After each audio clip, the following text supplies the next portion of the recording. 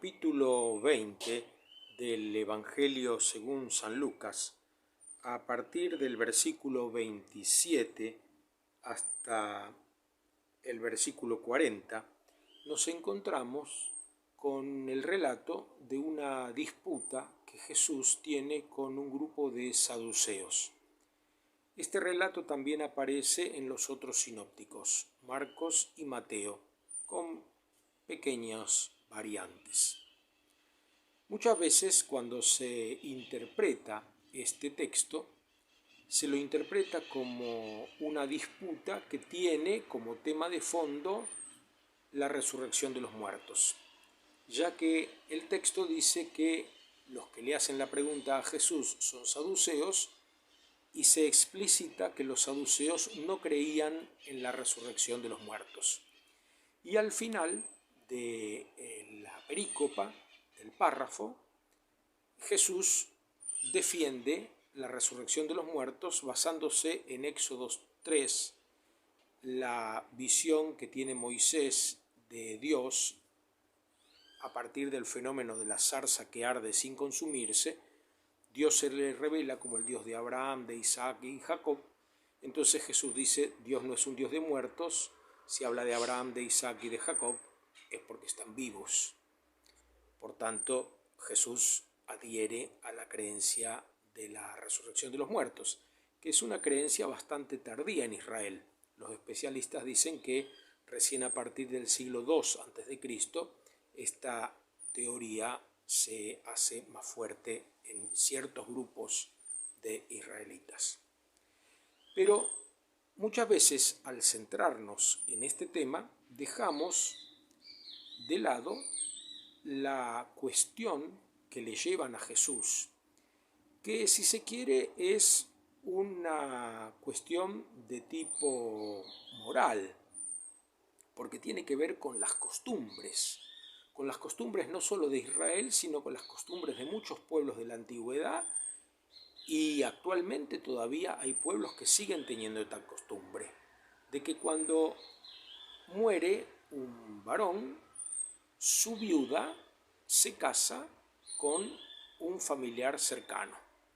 Esto tiene varios motivos de tipo práctico. Muchas veces se da en culturas recolectoras, donde los varones son los proveedores y una mujer que no puede realizar la recolección, le está prohibido, no porque físicamente no pudiera hacerlo, sino porque su cultura no la admite en esa tarea. Esa mujer necesariamente tiene que ser protegida por algún varón, que se convierte en su goel, en su protector. Esto sería una interpretación. También hay una interpretación de tipo materialista, economicista.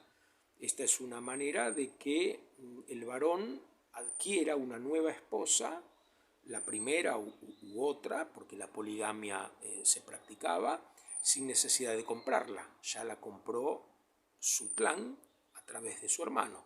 Entonces es una salida de dinero que se evita, y al mismo tiempo se evita que la herencia del hermano pase a manos de otras personas, queda siempre en el clan, porque el primer hijo que tenga esta mujer con el hermano del difunto va a llevar el nombre del difunto y va a heredar los bienes como hijo del difunto.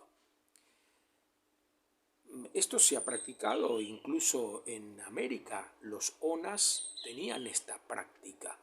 Es una práctica endogámica, ¿no?, propia del clan, propia de una cultura tal vez no tanto patriarcal como fratriarcal. Es decir, son los hermanos, ¿no?, los fratres, los que marcan el contorno por el que se puede mover una mujer.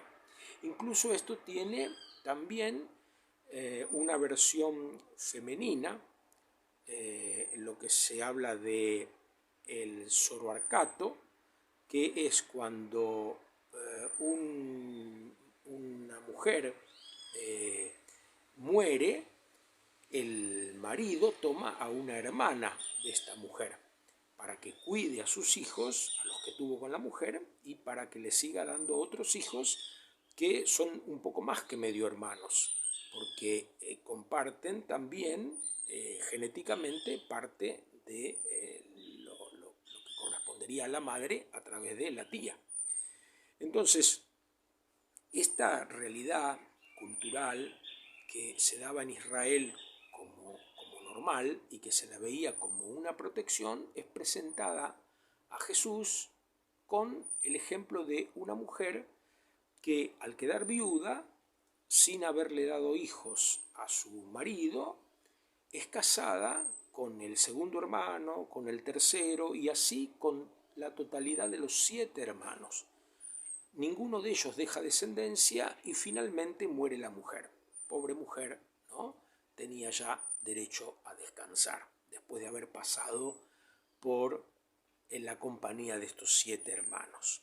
Compañía que ella no eligió, compañía que le fue impuesta, con el pretexto de cuidarla, con el pretexto de protegerla, pero nadie la consultó. Y entonces le preguntan a Jesús, ¿de quién será?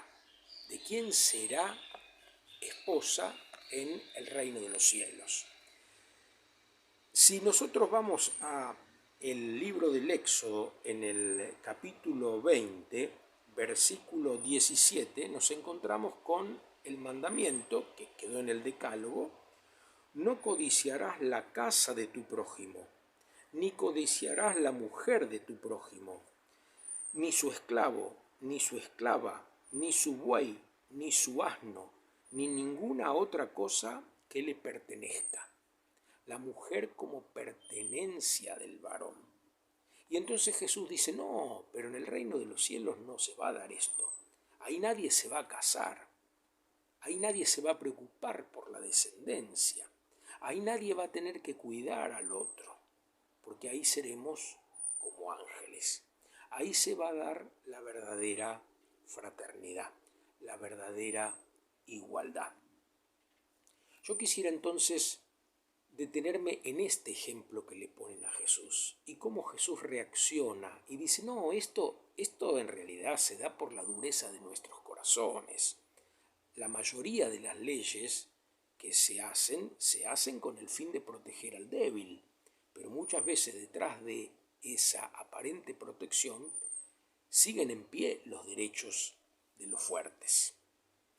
Siempre me acuerdo que en una oportunidad, visitando la ciudad de Cafayate para dar unos cursos, iba una tarde caminando con el que era obispo en ese tiempo, mi amigo José Demetrio, y vi yo unas casitas muy bonitas que habían hecho nuevas, se ve que en un plan de la municipalidad.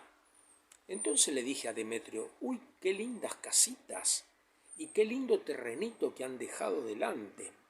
Sí, me dijo Demetrio, muy lindas, pero lástima que traen a los habitantes de los cerros, que están acostumbrados a la cría de animales, y acá en la ciudad eso no lo pueden hacer.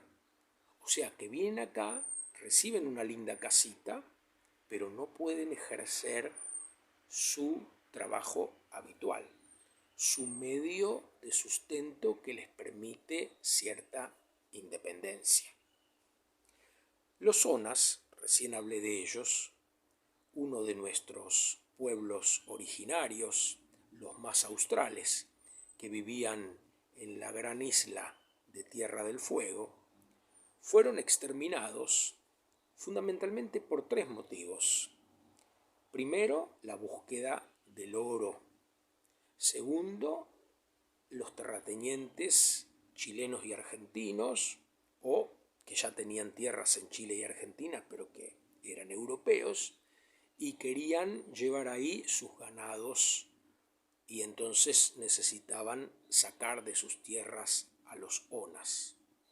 Y por último, grupos cristianos que, compadeciéndose de la desgracia de estos pobres habitantes originales, los recluían en misiones especiales dedicadas a ellos, pero al recluirlos los sacaban de su hábitat natural y de su costumbre cazadora-recolectora. Los hacían sedentarios y ellos no estaban preparados para el sedentarismo y de esa manera adquirían un montón también de enfermedades que no tenían anticuerpos en sus organismos y así fueron extinguidos. Muchas veces nosotros actuamos como ese bondadoso mono que sacaba peces del agua y otro mono le preguntó: ¿qué estás haciendo? Los salvo para que no se ahoguen. Tengamos cuidado cuando tratamos de ayudar a los demás, no sea que los modos, los medios, las organizaciones que pensemos para otros tengan más que ver con nosotros que con ellos. Que el Señor nos conceda ser como ángeles, realmente fraternos, realmente defensores de la igualdad, porque todos los seres humanos somos igualmente hijos de Dios. Y al final de los tiempos, la gran pregunta va a ser la misma que Dios le hizo a Caín después de la muerte de su hermano. ¿Dónde está tu hermano? ¿Dónde está tu hermana? ¿Qué hiciste para ellos? ¿Cómo los trataste? Que el Señor nos conceda mostrar a través de nuestras relaciones fraternas y sororales que somos verdaderamente hijos suyos.